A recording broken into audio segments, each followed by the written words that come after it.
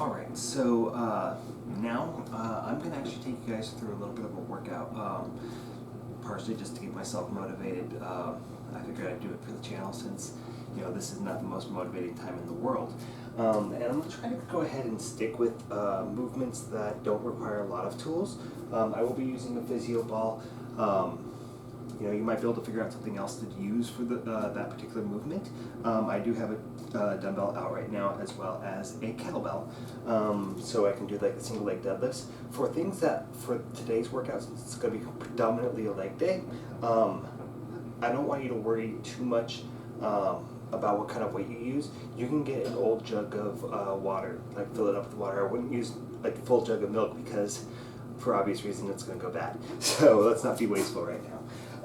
So the first foundational movement I want to go ahead and go over today is going to be your lunges. And when we're doing lunges, the key to a lunge, and things that people don't usually talk about as much, is that once I've stepped into a lunge, if I'm going forward with the lunge, I don't want to have my body keep moving forward. So I don't want to be coming out this way and putting a lot of strain into that patellar tendon.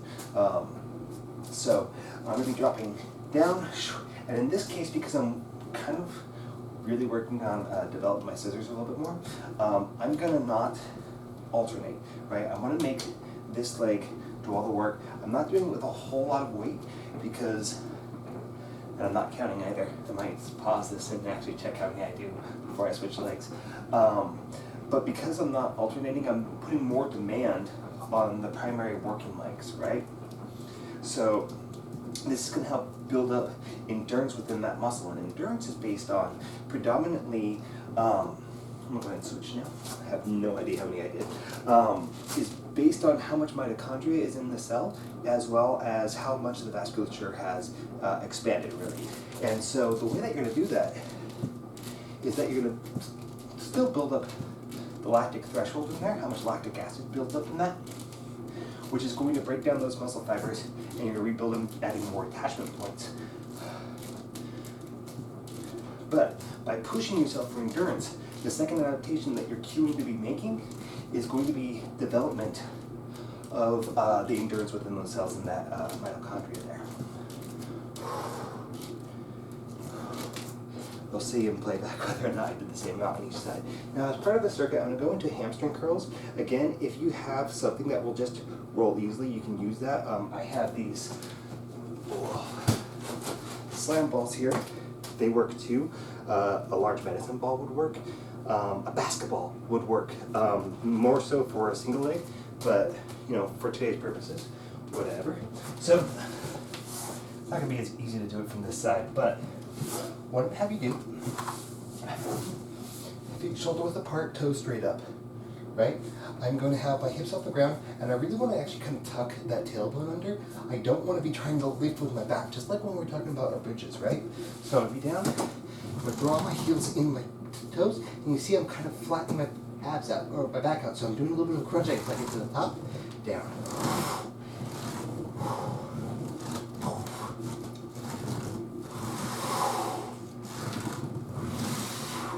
Okay, and if you want to progress it a little bit, you can start dropping your hip at the top there. So I'm doing a little bit of a bridge, tuck my tailbone, squeeze my glutes, and extend. And if you want to progress it further, which I do because everybody has weak hamstrings on the face of the planet, I'm going to do a single leg on here. Just make it easy since you got the foundational movement now. I'm going to put the other leg up to the ceiling, come up to the same position, tuck in.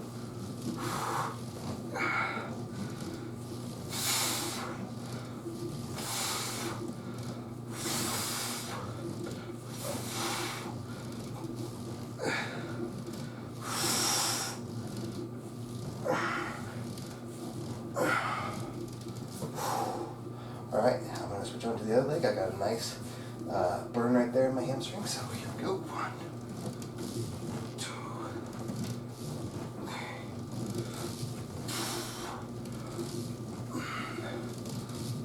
6.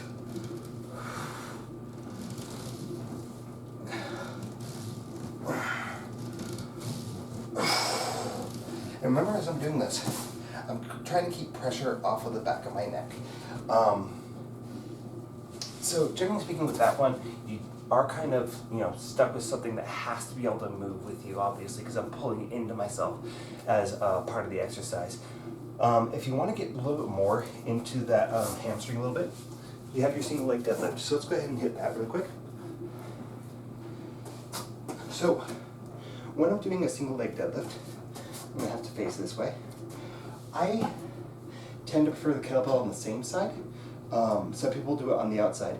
And what's going to be the major difference with that is what happens within the body. So when we're doing a single leg deadlift, I'm going to put my weight onto the supporting leg, which is the leg I'm working, right?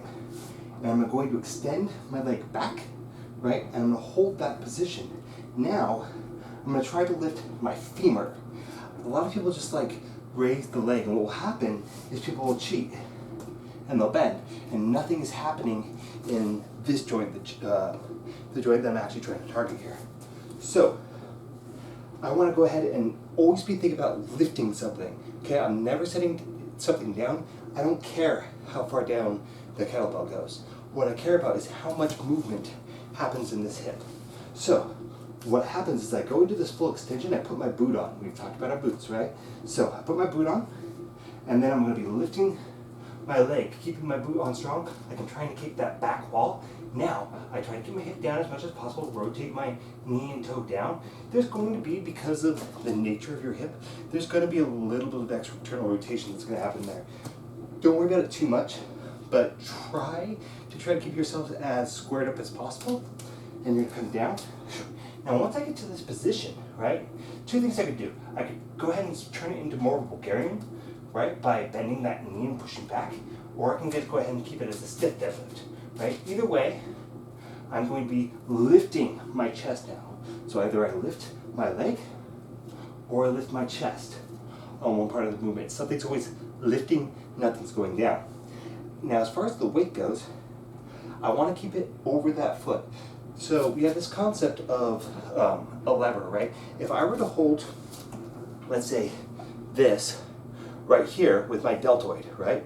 It's very, very close. Even if I lift up, that's not going to be particularly heavy. You see how easily I can do that. If I go half out, that's a challenge. If I try to do a lateral raise, this has 20, this is 40 pounds right now.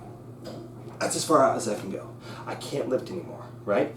So the further out the leverage, the heavier it's going to be on whatever is going to be the point closest to the fulcrum. So again, the fulcrum is my hip, right? So if I do my deadlift and the kettlebell goes way the hell out there, the distance out is, particularly in this sacroiliac joint, this little, where the spine inserts into the pelvis and into the sacrum, that joint is going to have a lot of pull on it the further out that kettlebell goes, and I'm not really going to get a better exercise by, increasing that force arm in this particular instance, right? So, I will demonstrate picking things up properly, because sometimes everybody's bad at this. You either want to squat down, lunge down. A lot of times I get shit from people because I will single leg deadlift something up. But if you're doing a single leg deadlift properly, not a problem. So again, the reason why I don't like opposite side, people tend to do this shit, right? It really promotes the idea of twisting the body. If you happen to have one of these lovely adjustable dumbbells or kettlebells, which I do recommend actually for cost saving measures, you're going to hold it both hands. That's fine. I just tend to not prefer this opposite hand thing because I don't feel like it works as well, but people have different opinions. So I extend back, smash my toes, squeeze my glutes to come up.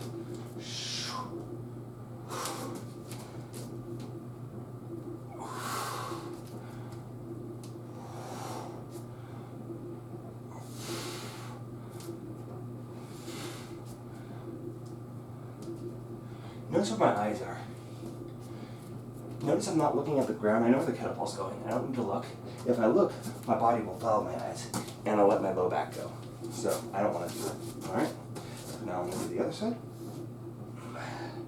This side apparently is worse because I'm compensating a little bit.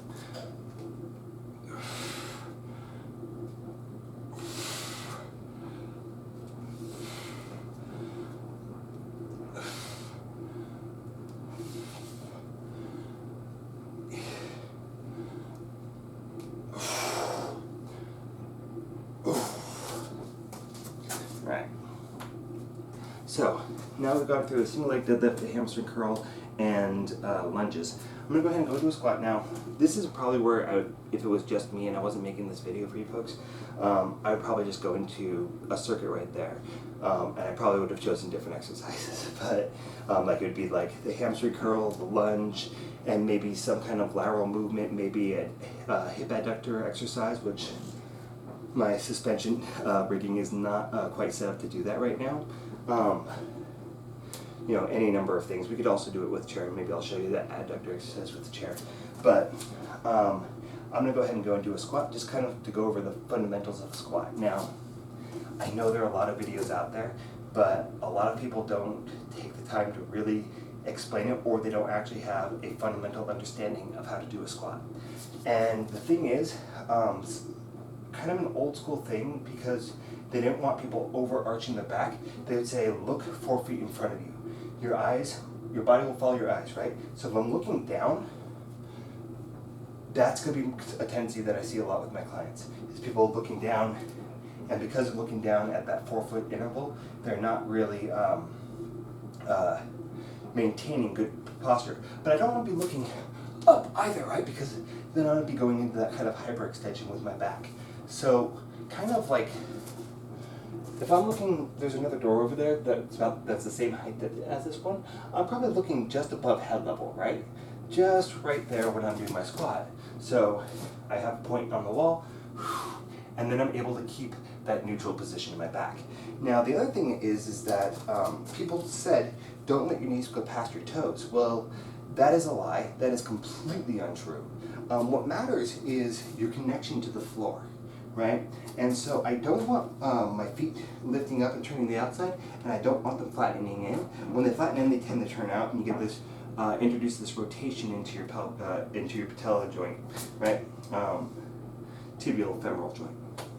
So you want your knees and toes always in agreement. So whether or not you have an external rotation at the hips, which if you want to get more glute engagement, you'll do, right? You might go into that sumo squat position. No matter what I do, my knees and my toes, particularly like the second toe next to my big toe or my middle toe, right there is where I want my knee to travel. They're always pointed in the same direction at the same time. So we're watching that engagement there. But the other thing is, and this goes back to where I was before I was talking about how far your knee travels. As long as your weight is in your heel to midfoot, then you're good.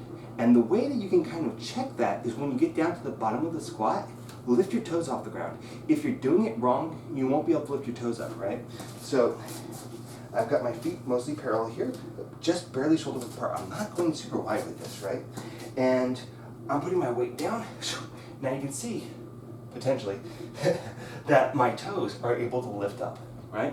So if I do this wrong, my weight's on my toes, my heels have popped up, that's gonna put a lot of strain into that patellar tendon. So I'm here, I'm in a neutral position, and a lot of times I tell people to kind of take your tailbone and try to bring it into your heels actually. So what I'm trying to do is I want to keep my center of gravity here above my midfoot.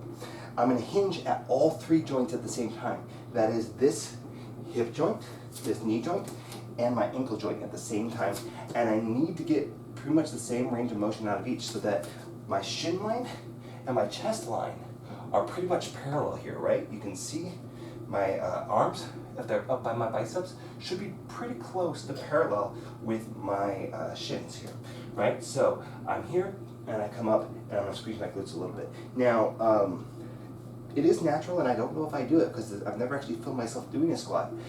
I don't want to have a whole lot of hip wink, right? When I get to the bottom here, if I go past, a lot of people get into this position where their low back is giving out, and I'm not fully engaged here anymore. So when I come down, I have this kind of neutral position all the way down, and my weight definitely in that kind of midfoot, mostly actually my heels right now, I'm looking kind of uppish, right?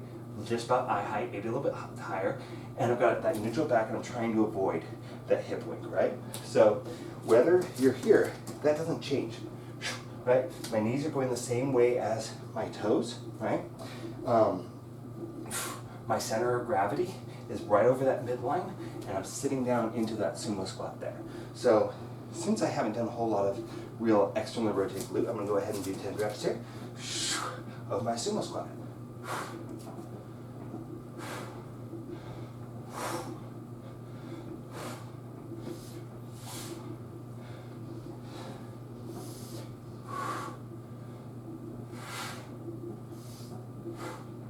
All right, so I'm gonna grab some water. Pardon me. So now, I want to start talking about the Bulgarian split squat. Again, another one that's a little bit funky. So you can use a chair. You can use, I'm using my mats folded up here.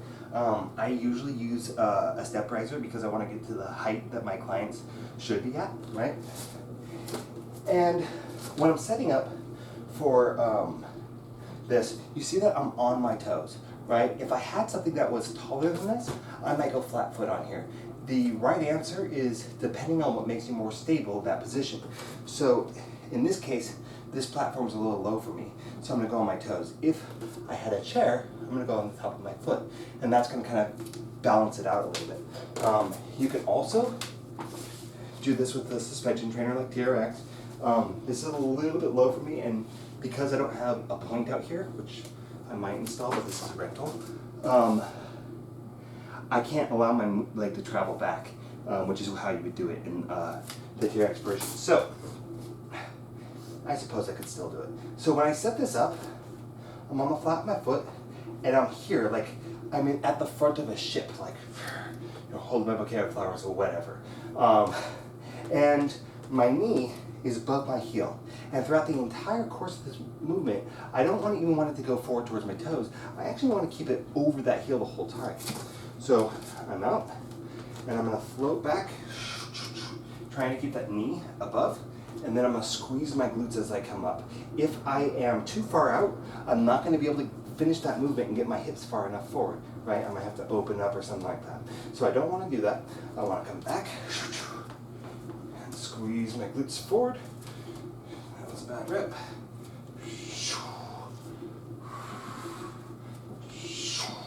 All right. All about what's happening in that glute and hamstring there. And again, if I let my knee go forward too much, it's going to be calling on more of that quadricep. So I want to take that out of the equation. And you can also see I'm probably, right, look at how light I am with that back toe. It's really just for balance. Yeah, I'm not really putting a whole lot of weight on that. So I'm going to come on to the other side. Right, I'm on my toe here. And again, you could be holding on to water jugs here, sports bottles filled with sand or whatever. It's going to give you that weight. You can make stuff up. I mean, you're in lockdown right now, so do what works. So down.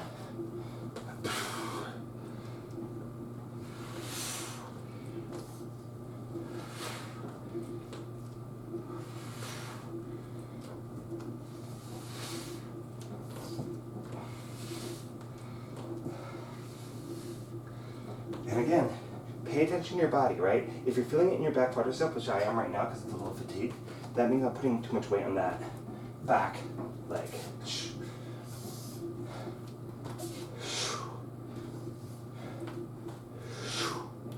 Okay, so those are just a couple foundational moves for you. If you wanted to get more adductor, let me go ahead and grab a chair and show you one that I could do with that.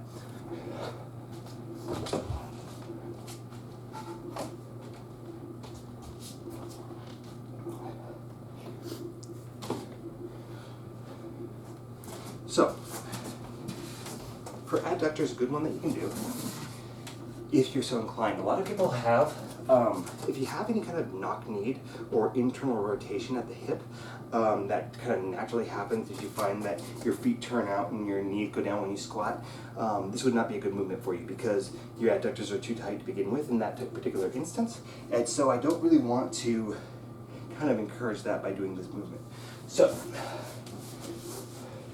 in this case, I don't have a lot of visibility in the camera, right? So I want this, relatively high, and I'm gonna make a kind of a side plank position here, and then I'm gonna lift up and hold, right? And you can make this a plank if you really want to kind of increase that strength and endurance or whatnot in that adductor, go ahead and hold this, right? So I'm dropping my hips and I'm using that adductor to get myself in. And you notice as I'm falling down, I'm allowing a little bit of external rotation in that hip. I'm starting to roll my toes out. That's fine because again, one of the things that your adductors do is to internally rotate the hip. So I'm kind of going into a more lengthened position and then pulling it into its shortened position. So don't worry too much about that. All right.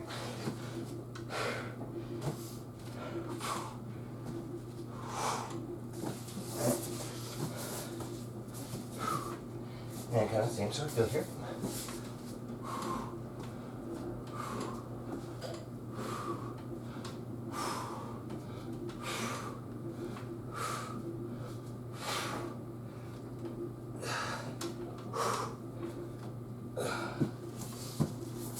Now, because I work the internal rotator, I'm gonna hit the external rotator and I'll elevate myself so you guys can see me. That is more comfortable up here.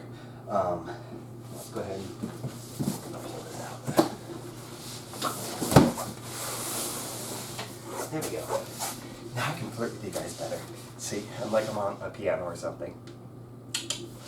So, here I am. I'm in this kind of side plank position. I'm gonna bring my toe to my heel, right? And I'm pushing my hips just a little bit forward. I don't want to collapse forward, but what happens when you guys work on these leg lifts is that people tend to drop back. And now I'm using my hip flexors instead of my glutes and extensor muscles. So for here, you know, there's a couple things you can do, but I'm gonna go ahead and I'm just gonna lift straight up and down. Notice I'm trying to keep my foot parallel to the ground. Now that's just for this movement, right?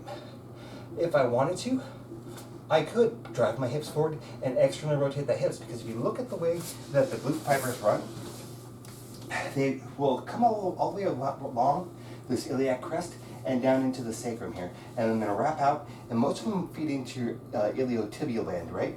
And so, which is the same as TFL, but so they wrap around this way, so when they open and contract, right, they're going to externally rotate as they extend. So, for the most part, the glute minor will do some internal rotation, I believe. I need to double check that. And the medius will do internal and external rotation because of the way that it goes onto the top of the femur there. So, for the glute major specifically, we're out here, boom. And again, I don't want to make my hip flexors do the work, so I would almost rather you kind of tilt forward to get this to really work. Now, if I wanted to, I could come into this position, and I could do, hell, I'm already up here, I'm already elevated. Going to hip extension here. If I want to, I could externally rotate into that hip extension. If you have it, you can use a band, anchor it somewhere. And I'm feeling that my low back is pinching a little bit, so I'm gonna do a little bit of crunch, right? I'm gonna tuck my tail like a scared dog a little bit. That's much better. Right? So I'm getting that abdominal engagement through here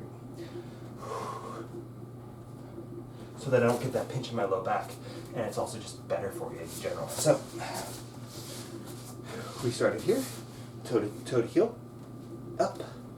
And I know this is really like late 80s Suzanne Summers type thing, but you know, it actually is still valid, still good for you. If you have ankle weights, that's great use for them, right? I can externally rotate too, right? Notice that I'm not letting my hips fall back, right? As I go into the external rotation, boom. But I'm always starting with my toe behind my heel, right? Now I'm into this position, so I can go straight up.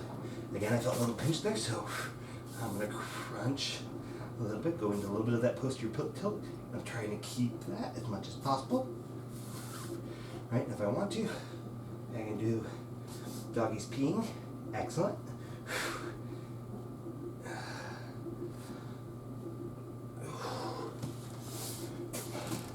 And so those are some external rotations and gluten whatnot exercises you can do. So there you have it. I think we've kind of hit on most of the things that you should be doing, at least to kind of get you going, and don't require a whole lot of equipment. Again, I could have used Paul the punching bag for my Bulgarian split squat. I could also have used it for that hip rotation if I wanted to. You could also potentially, I think you could on that, but I have a low ceiling here, so I can make it. That's great. I can do step ups here, right? You could do them on the chair. I might do it outside because I'm definitely going to hit now. Right? So just kind of look at what resources you have. Again, anything that is going standing like that, I can be using water jugs to kind of increase the amount of resistance I have for that movement. So there we go. Stay healthy out there, guys. We'll hopefully do some kind of upper body thing and core thing here relatively soon. So thank you. Have a good night.